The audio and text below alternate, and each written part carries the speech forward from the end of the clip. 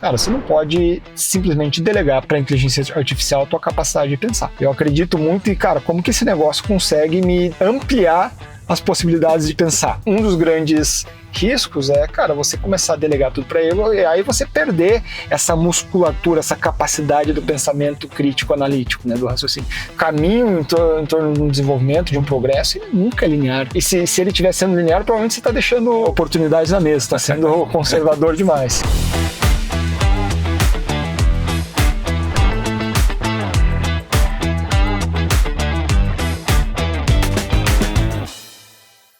Olá para todo mundo que está nos assistindo neste belo episódio. Hoje a gente vai conversar com um cara que eu sou muito admirador. Nós na Kairos admiramos muito ele. É uma pessoa que está sempre também à disposição para nos ajudar quando a gente tem com alguma dúvida, alguma questão estratégica.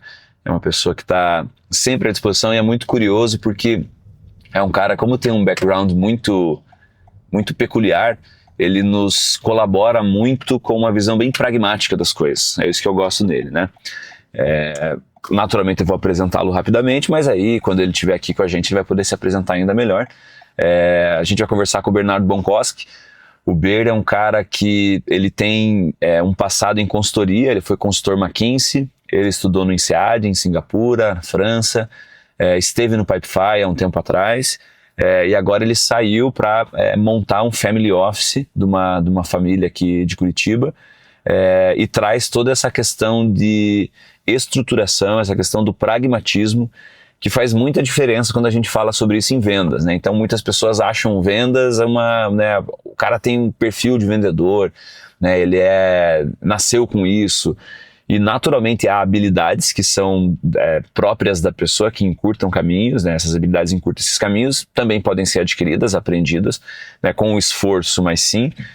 Mas a grande verdade é que vendas é uma ciência, né? Então o que a gente faz na Kairos é estruturar a fábrica de receita das companhias. Nós somos focados em B2B, e trabalhamos muito com empresas que ainda dependem do seu CEO, do founder, do diretor, do sócio, para ser aquele motor principal da venda.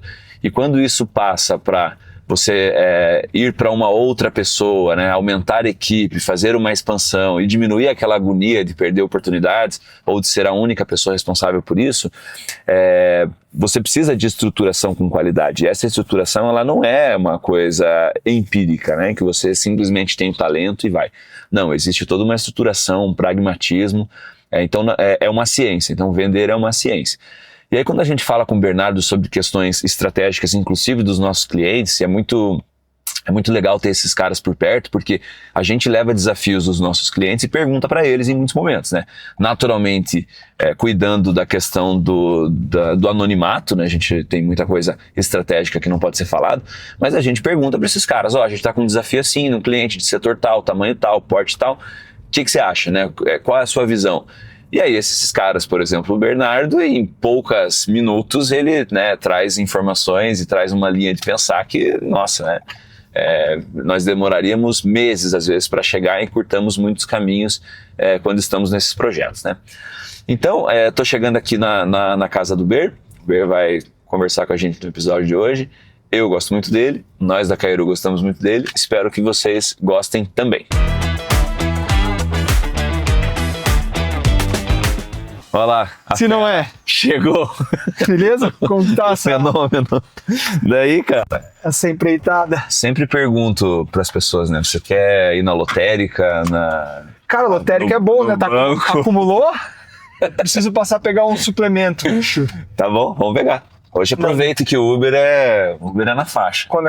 Bicho, nem te falo, velho. Eu tô na pressa que eu tô indo pra China daqui 4 horas. Como assim, cara? Do nada, assim, nós estamos lá pra Canton Fair.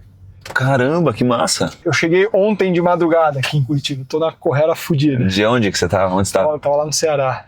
Ah, caramba. E aí estamos indo pra lá agora, já tô há 4 dias em protocolo de fuso horário. Sim. Hoje eu pulei 3 da matina, já meti 3 treinos, já arrumei a mala, já tomei café, já cortei o cabelo. Aclimatação completa. São 10 da manhã. Como é que vai ser o voo? Via o quê? Estados Unidos. Ah, tá. Cara, 2 conexões de 1h20. Caramba, Pra LA. velho. Eu tô Caramba. com medo. Houston e LA. Não, mas funciona bem, cara. Agora são 2 imigrações que tem que fazer. Essa imigração dos Estados Unidos tá Chata, né? chata, né? Então não sabemos.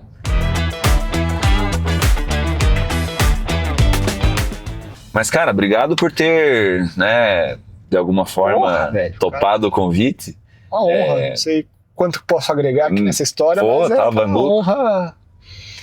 A ideia é ter mais uma daquelas conversas que às vezes não chegam a lugar nenhum, mas que sempre passam por algum lugar importante, né? Boa. E qual é o grande ponto, né? Eu até fiz uma apresentação breve sua aqui para as pessoas, enfim, mas naturalmente nada melhor do que ouvir você falar de você mesmo. Mas o que eu gosto muito quando a gente conversa é o pragmatismo, né? Eu acho que quando a gente fala com você sobre dúvidas de clientes, sobre dúvidas nossas, enfim, para abrir um pouco a cabeça, suas perguntas nos trazem para o chão e às vezes para fundações, para fundamentos, que são, na verdade, a base do que a gente faz quando entrega nossos projetos, né? A primeira etapa é fazer fundações decentes para que aquilo evolua bem e não dependa da gente, e aquelas coisas aconteçam naturalmente. Mas antes mesmo de eu continuar falando, e naturalmente a ideia é ouvir você, por favor, né? Se puder comentar um pouquinho de você, da sua carreira, filho do seu Eloy e da dona Cíntia. Filho do seu Eloy e da dona Cíntia, cara, por onde eu começo aqui? Mas eu...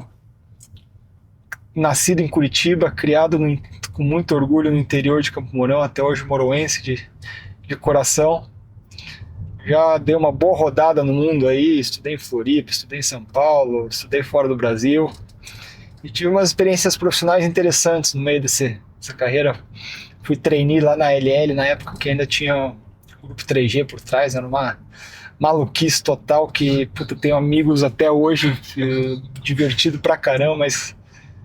coisa doida. Depois teve o outro espectro, que era na McKinsey, era um outro tipo de maluquice. Trabalhava pra caramba, mas puta, cercado de gente brilhante, legal pra caramba também. Eu lembro muito, cheguei lá, menino novo, meu primeiro cliente foi o Henrique Meirelles e Joesley Batista, no banco dele. Pegou uma bucha bonita já de cara. Nossa senhora. Mas assim, depois fiquei 2 anos na McKinsey e fui pro, acho que o grande projeto, assim, que foi o Pipefy. Desde o não tão primórdios como outros colegas nossos, mas quando era ainda um projeto, né? Com algumas validações, uns 40, 50 pessoas, eu pulei no barco e foram 6 anos ali de Pipefy para literalmente transformar um projeto, uma startup, em uma empresa de software aqui do Sul. Aprendi pra caramba nessa jornada e acho que, cara, aquela máxima socrática, né, que quanto mais tu vai se expondo, mais você vai aprendendo, mais tu entende que tu não sabe nada, né, que você precisa estar sempre se beliscando. Todo mundo. E acho que esse é um pouco do que conecta com o pragmatismo que tu falou no começo. Né? Acho que de um lado é muito pé no chão no que de fato existe, evidência e tudo, e outro lado é aquela humildade intelectual de, cara, ter a consciência que o que nós sabemos é muito pouco do que existe, né? Sim. Você sempre está se permitindo fazer as perguntas, permitindo escutar. Acho que isso para mim é um valor muito grande. E hoje o que você está aprontando? Como é que tá? Cara, hoje eu estou num projeto de estruturação do family office aqui de uma família de Curitiba. E totalmente diferente também, né? Sim. Acho que é outra dinâmica, outra velocidade, outros interesses e outra hard skills que eu estou tentando catch up aqui. Né? Muita coisa jurídica, contábil, financeira que eu tive algumas pinceladas ao longo da minha carreira, mas nunca me aprofundei. Estou me divertindo. Outra dinâmica. No mínimo divertido. No mínimo divertido e aprendendo pra caramba. Acho que esse delta de aprendizado, enquanto isso for verdade, eu tô bem. Se esse negócio começa a dar uma deitada e parar, e começa a me incomodar um pouco.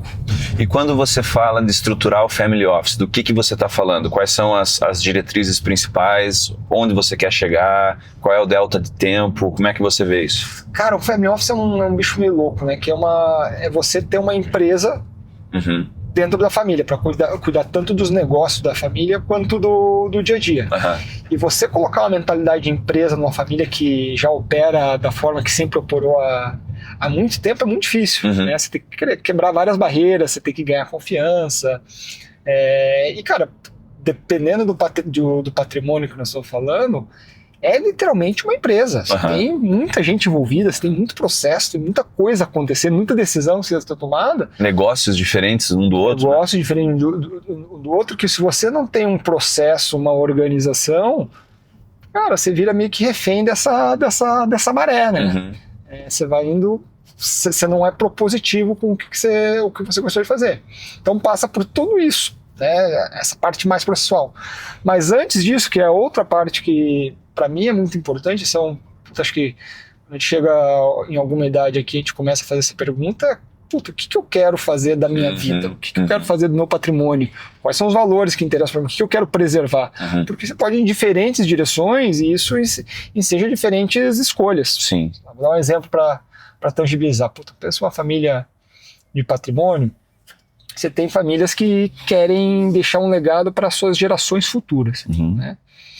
E aí, para isso, você tem que pensar como que você protege esse capital, como que você garante que ele está acumulando ao longo do tempo e quais são os mecanismos para que, daqui 30, 20 anos, quando as pessoas que forem gerir isso daqui não sejam mais as pessoas originais, que elas tenham alguns mecanismos de proteção, para que a ideia do começo continue. No outro lado, você pode ter famílias que, não, cara, eu não tem essa visão de futuro familiar, eu quero maximizar o meu presente, né? Como que tu pensa sobre isso? Você tem outra pessoa que, de repente não é mais nem o grande valor, não é nem a prosperidade da família, a perpetuação do patrimônio, e sim uma causa própria, uma causa social. Então você tem várias dinâmicas e as pessoas, elas não... São perguntas difíceis de se fazer. Perfeito. Né? Dá trabalho, incomoda você tomar assim, porque toda vez que você toma uma decisão, você abre a mão de outra coisa. Perfeito. Então essa é um pouco da dinâmica aí que eu tô... Mas, eu sou novato total. Nesse mundo, tô começando a aprender. Mas acho que muito do que você traz, de fazer as perguntas desconfortáveis, de mostrar que cada escolha é uma renúncia, vem muito do seu tempo na McKinsey também, né? Acho que era muito isso, né? McKinsey você tem Isso acontece bastante. Acho que a primeira parte de muita pergunta é na veia que você entra em projetos que você, por mais que quem está tocando o projeto normalmente não é o expert naquilo. E você precisa se tornar um expert em um curto espaço de tempo. Você faz isso contratando as pessoas corretas e fazendo perguntas corretas para você formar uma linha de raciocínio. Ilustra bastante, lembro, o segundo projeto lá na McKinsey, a gente estava numa siderúrgica grande, revendo todo o spend delas e caiu um contrato bucha para analisar de manutenção de turbinas de uma usina de geração de energia. Coisa que você faz todo dia. Exatamente, cara. E era um contrato 10 anos todo travado com uma vendedora e eu tinha que aprender sobre aquilo e dar um jeito para aquilo lá. E no final a gente conversou até com os russos, trouxe uns americanos para cá, tudo. E deu boa. Deu boa pra caramba, cara. A gente conseguiu provar por A mais B duas coisas. Primeiro, não só o fabricante poderia fazer essa manutenção, que era uma verdade absoluta à época. Sim, irrefutável. E a segunda, que o que fora precificado no contrato estava totalmente fora de qualquer equilíbrio econômico. E aí, com esses dois alavancas, a gente conseguiu trazer o fabricante para a mesa e negociar um contrato que, em tese, era fechado. Então, acho que esse é o primeiro ponto de fazer as perguntas, né? Isso é muito da McKinsey. E é curioso o que você está dizendo, porque entrar num negócio novo, que você não sabe nada. Um dos nossos episódios foi com o Felipe Carvalho, ele está vivendo um momento muito parecido. Você ser, às vezes, a pessoa que menos sabe sobre aquilo na mesa ou está falando sobre aquilo pela primeira vez, né? Banho de humildade, você falou sobre isso agora. Mas muitas coisas passam por você acabar tendo que ser um vendedor o tempo inteiro, né? E você sabe bem como é o nosso negócio, a gente é estruturador de fábricas de receita em empresas médias, B2B, onde a gente domina bem, então projetos ali de até 1 ano, e aí a gente sai e deixa tudo redondinho, assim. Então, muito do nosso processo é fazer exatamente essas perguntas, ir adiante. Mas o que eu vejo, muitas vezes é esse desafio que você está enfrentando agora, que as coisas aconteceram do jeito que aconteceram para chegar até aqui, aparentemente de maneira empírica, mas com muita ciência por trás, né? Esses caras às vezes fazem as coisas rolarem durante 20, 30 anos do jeito deles, mas tem muita inteligência naquilo. Porém, quando você vem e traz modelos novos, reflexões novas, pensamentos novos, você tem que convencer o cara por A mais B que aquele é o modelo certo. E ele te diz, não, mas eu tô fazendo isso aqui há 20, 30 anos, você é um moleque que chegou aqui agora, né? E fica esse embate. Ou seja, todo mundo é vendedor o tempo todo, né? Não importando se o seu background é engenharia, é venda, é siderurgia, seja lá o que for. Você se vê sendo um vendedor vários desses momentos para poder provar seus pontos? Como é que você lida com isso? Cara, sem dúvida, sem dúvida. E se alguém pergunta, olhando só para o aspecto comercial de uma venda, eu diria que eu sou um péssimo vendedor. Tipo, eu sou... me sinto desconfortável, mas cara, tudo que eu tô fazendo, que eu preciso fazer, você depende da relação entre pessoas, né? E a gente ainda vive numa sociedade em que o livre-arbítrio impera. Se você não tiver o comprometimento dessa pessoa, o engajamento dessa pessoa que depende única e exclusivamente da vontade dela, nada anda. Agora, então sim, agora com a família lá, cada passo que eu vou dar, eu preciso ter o engajamento, o comprometimento deles, e isso passa por uma venda. Tem um ponto que para mim é interessante aqui, background em engenharia, eu tenho um viés ao perfeccionismo. O mundo ideal seria que eu conseguisse convencer as pessoas ex ante de que o caminho que eu estou propondo é o caminho correto. Mas, a experiência mostra que a maioria das vezes isso não é possível. E para você tentar convencer alguém aqui, você acaba perdendo muito tempo. Né? E às vezes a boa parte das vezes, você nem... A tua proposta inicial nem é a proposta correta. E ao longo do tempo, o que eu acho que vocês ainda têm bastante essa perspectiva você precisa passar de um mínimo um convencimento, uma venda mínima de algo pequeno que as pessoas permitem concordar, para você começar a trabalhar junto o mais rápido possível. E aí você começa a entrar num loop de testa alguma coisa, implementa rapidamente, vê se dá o resultado. Não deu certo, corrige rota. Mas o importante é naturalmente, pensar o que você vai fazer é muita coisa, mas, cara, ir pra ação e começar esse loop de execução. Se ficar só teoretizando, a coisa não anda, né? E às vezes se permitir tá errado, né? Ok, a proposta foi essa, eu achei que dava, você vinha com outra, nós propusemos as duas, a que deu certo não é minha, segue o baile, né? Exatamente, eu acho que se você tem muito claro com quem você está trabalhando, seja clientes, seja parceiros, qual que é a visão lá na frente, o caminho em torno de um desenvolvimento, de um progresso, ele nunca é linear. Né? E se ele estiver sendo linear, provavelmente você está deixando oportunidades na mesa, está sendo conservador demais. Está errado também.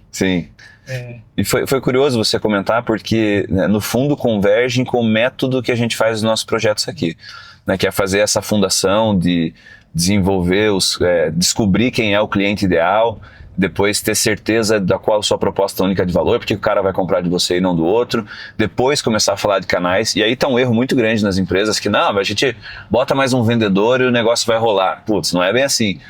Contrata mais um SDR que a gente vai marcar mais reunião. Não é assim também. Então existe todo esse aparato de estruturação do fundamento do negócio para depois passar para a segunda etapa dos nossos projetos, que se chamam exatamente ganhos marginais, que é isso que você diz. Estabelece hipóteses, testa, né, mensura através de KPIs, e, enfim, os indicadores corretos, traz para a mesa novamente, está dando certo, aprofunda, aquilo vira uma alavanca ou não vira, e aí vai avançando até chegar um momento em que existe a maturidade do conceito clara naquele lugar, e a gente pode sair, as coisas vão continuar acontecendo e naturalmente estaremos sempre aqui à disposição desses caras para conversar o quanto for. Mas entra muito sobre a discussão estrutural das coisas, depois teste, né, as coisas acontecendo, validando, mentalidade, especialmente de quem estiver envolvido, de testar, errar, algumas coisas vão custar dinheiro e beleza, é melhor errar R$10 aqui do que R$60 no acumulado lá na frente, né? E assim as coisas vão ocorrendo. É isso? Você concorda com isso? O que você enxerga dessa reflexão? Total, vou contar uma história aqui. Tava na época de faculdade de engenharia, todo mundo lá sempre ferrado com maldita prova de cálculo, não sei o que. E eu não era um cara muito assíduo nas aulas, faltava pra caramba, né? Enfim. E aí chegava as famigeradas da época de prova, né, e tinham dois tipos de pessoas, né? A galera que pegava todos os exercícios possíveis e tentava estudar, aprender fazendo os exercícios de largada. E eu tinha outra galera da qual eu fazia parte, que, eu pegava o livro, e se eu tinha, sei lá, 5 horas para estudar para a prova, eu passava 3 horas e meia, 4 horas estudando a base, criando a minha base, e depois eu resolvia 3 exercícios, né? Tipo, um de cada tipo. E o que acontecia é que tô formado, não tô? Não só isso. Diversas vezes, as coisas de época de engenharia, lá o pessoal adorava botar uma surpresinha nas provas, negócios diferentes e tudo. Tinha essa característica. E a turma que saía fazendo e não fez essa base e chegou ali na frente e alguma coisa mudou, os caras não tinham pra onde ir. Cara, literalmente, não tinham pra onde ir. E eu chegava, cara, quantas vezes eu aprendi a fazer um negócio na hora da prova? Literalmente.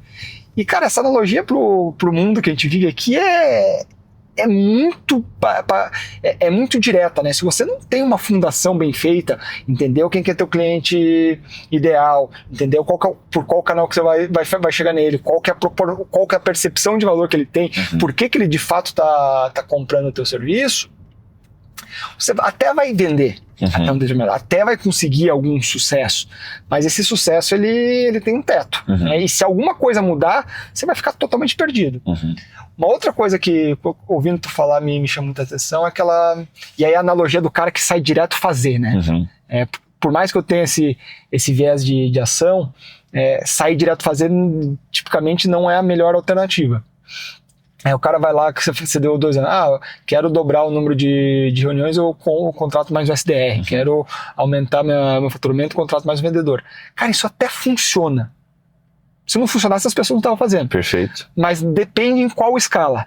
Se você tem um time de 3 e quer contratar mais um, esse negócio, esse incremento marginal, ele até funciona no primeiro momento. O problema é você acreditar que esse negócio, você vai sair de um time de 3 para 20 fazendo assim. Simplesmente adicionando uma pessoa a mais. Porque daí, aí vai começar a entrar treinamento, aí vai começar a entrar coisas que você nem sabia. Se você não sair de uma base sólida, no Pipefy a gente bateu cabeça em um determinado momento exatamente por causa disso, né?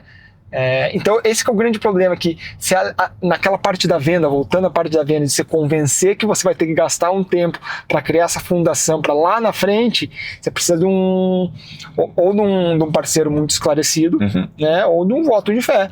Um voto de confiança que esse é o caminho certo. E eu não posso assinar mais embaixo que provavelmente não gosto de falar o único, não gosto de falar mas é o caminho que eu acredito. Sim.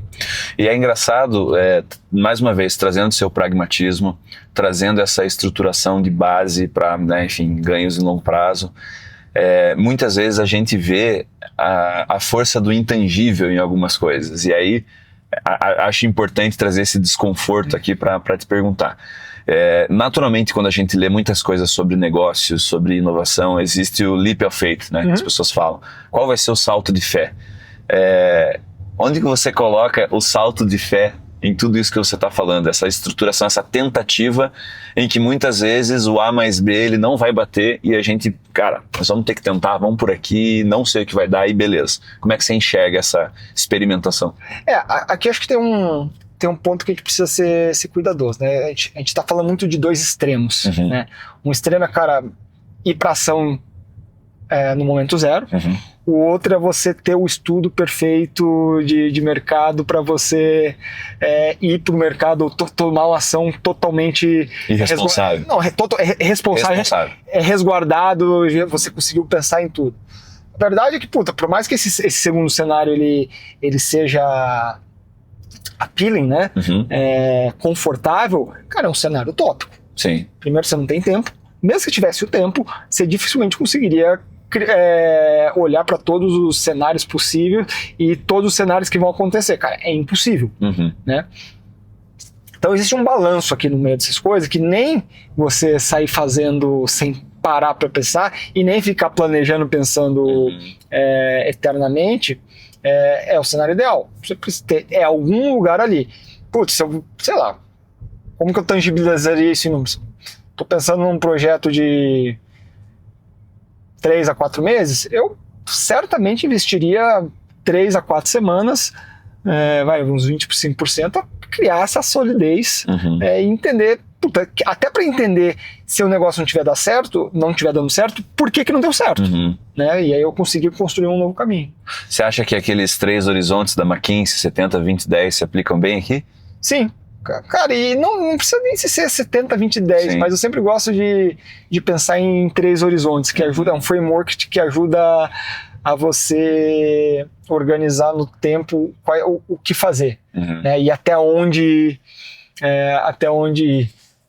Principalmente porque quando você está falando de um projeto de impacto um pouco mais longo, surgem muitas coisas importantes a serem feitas nessa jornada. Sei lá, definir o teu cliente ideal e fechar uma parceria estratégica com o canal. Acho que ambos concordamos que as duas coisas são importantes. Sim. E às vezes o que acontece, minha visão, a definição do cliente ideal vem antes. Totalmente. Né? Mas eventualmente surgiu uma oportunidade de eu fechar uma parceria estratégica com fulano de tal, agora, quero atropelar o caminho. Cara... Vai ser delicado, né? É sexy, né? É appealing, mas ele tem uma chance de ser um tiro no próprio pé gigantesco e você queimar a cara. Então, como que é aquele ditado dos Navy SEALs?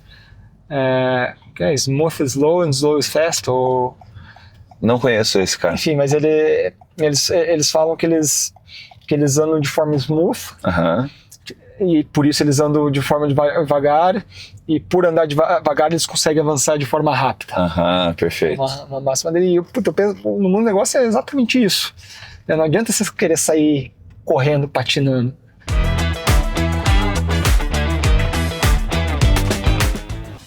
E nesse momento que a gente vive, vou conectar com esse seu último comentário. Inteligência artificial, né? Tem a questão de, às vezes, você ter que ser smooth para entender melhor, às vezes, até o terreno, e, enfim, conseguir fazer essas leituras rápidas para poder chegar mais rápido. Mas agora você chega a inteligência artificial, né, passando a vassoura em tudo, né? Pedindo velocidade, pedindo aquele FOMO, né? Muitos empresários, empresas, no medo de ficar de fora, fazem, às vezes, qualquer coisa. Onde que para algo em que, na minha opinião, é uma nova eletricidade que está chegando, né? As pessoas estão descobrindo que dá para clicar num botão e acender a luz, onde que você respeita fundamentos sem perder a onda e os benefícios que isso traz e ainda nos pode trazer? Não sei. A resposta é não sei.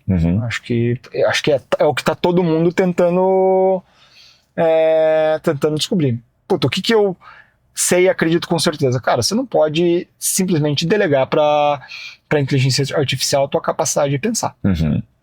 Eu acredito muito em, cara, como que esse negócio consegue me ampliar as possibilidades de pensar. Por exemplo, até trazendo o Felipe Carvalho, nas épocas pré-IA, o que a gente tinha muito valor a gente tinha alguns problemas lá no Wi-Fi, era sentar e começar uma dialética para tentar desconstruir aquele problema. Né? O problema é que eu dependia do tempo dele, ele dependia do meu tempo. Sim. Hoje você tem um partner para discutir ideias, que consegue fazer perguntas provocativas e aguçar o teu pensamento na IA. Mas eu acho que um dos grandes riscos é, cara, você começar a delegar tudo para ele e aí você perder essa musculatura, essa capacidade do pensamento crítico analítico, né, do raciocínio. Então essa acho que é uma das grandes preocupações. E aí existe uma outra camada de coisas que, são atividades mundanas que você pode simplesmente terceirizar para passar para ele. Mas a tua capacidade de pensar e articular e conectar os pontos, que é onde eu me preocupo, que tem muita gente que talvez queira o caminho mais fácil, o atalho, sim, e seja um problema. Né? E você vê isso acontecendo muito? Você está sentindo isso? Ainda não? Como é que você... Cara, pego uma ou outra coisa, né? Mas, eu mesmo, acho que o grande exemplo sou eu mesmo, que às vezes eu me pego terceirizando total para uma atividade que eu deveria parar e pensar, que é aquela ânsia, né? Em vez de você gastar 5 minutos pensando, você simplesmente cospe uma coisa lá. Né? E toda vez que eu me pego fazendo isso mesmo que involuntariamente, porque é mais fácil, eu falo, opa, isso aqui é perigoso, né? E, cara, essa capacidade é uma musculatura como qualquer músculo. A gente adora esporte, a gente adora tudo, fica um tempo ali sem praticar, o negócio atrofia. Totalmente. Tem um exemplo do que você fez esses dias e se pegou se corrigindo? Cara, tenho. Estava fechando o contrato de uma compra de um terreno. Eu e minha família, eu estava um pouco na correria, e aí eu simplesmente leia esse contrato aqui, me diga se eu tenho que me preocupar com alguma coisa, né? Ele cuspiu lá, eu li a resposta dele, interessante, beleza, acho que dá para ir. E aí depois, quando eu tive um pouco mais de tempo, eu parei num voo e li esse contrato de cabo a rabo, né? Aí nesse caso, me gastei 40 minutos, não era 5 minutos. Sim. E cara, tinha uma série de pontos ali que eu não entendia, né? E que eu precisava entender para eu estar confortável. Então, acho que esse é um exemplo de vários. Exato. Isso acontece comigo. Isso, vou ser completamente sincero, acontece comigo. Então... E aí acho que o grande ponto é você estar aware disso, né? Você simplesmente não ser um mero passageiro e não entender que isso está acontecendo. Porque, cara, tem hora que, por exemplo, pegar um contrato desse que eu precisava da velocidade, show de bola. Mas eu não posso ser naive, né? No final do dia e deixar e parar, parar literalmente de pensar e de fazer as coisas. Essa ingenuidade é muito delicada, né?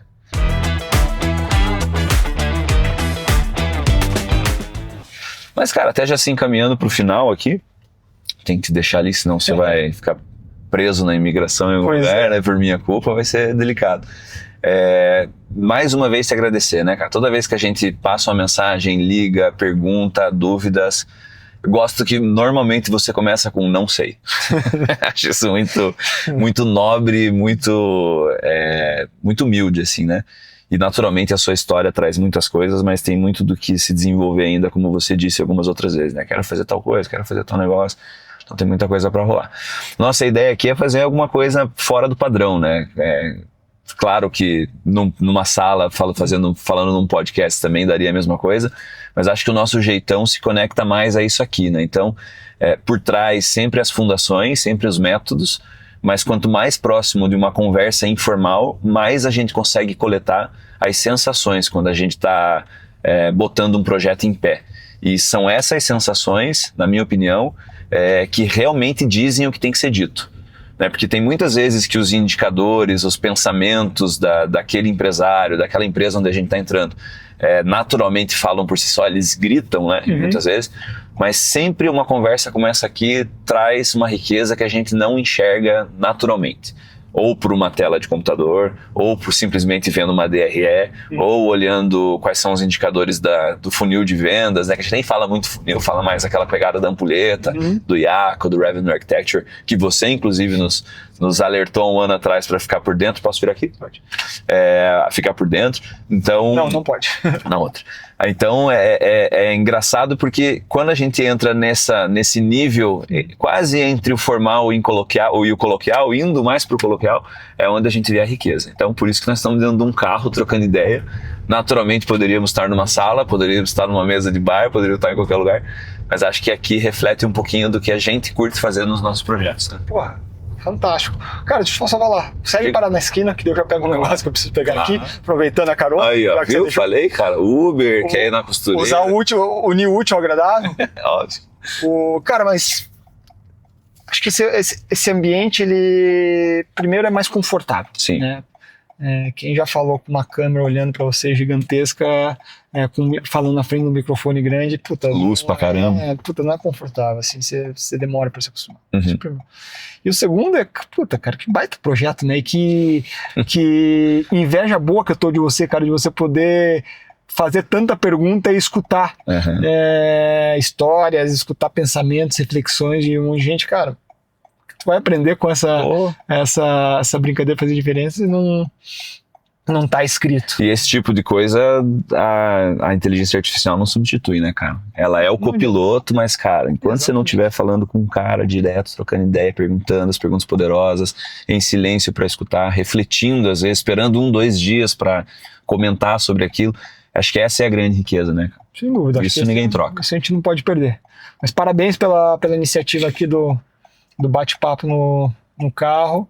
E, puta, parabéns pela jornada de Kairu, que acho que tô acompanhando desde a ideia inicial, do dia 1, e já falei abertamente que eu quero acompanhar essa jornada sempre sempre muito próximo. Construção sua também, né? Porque a gente sempre em dead ends a gente se liga. Uns pitaco da galera. Valeu, Débora. Grande abraço, ótima viagem lá. Obrigado pelo teu tempo.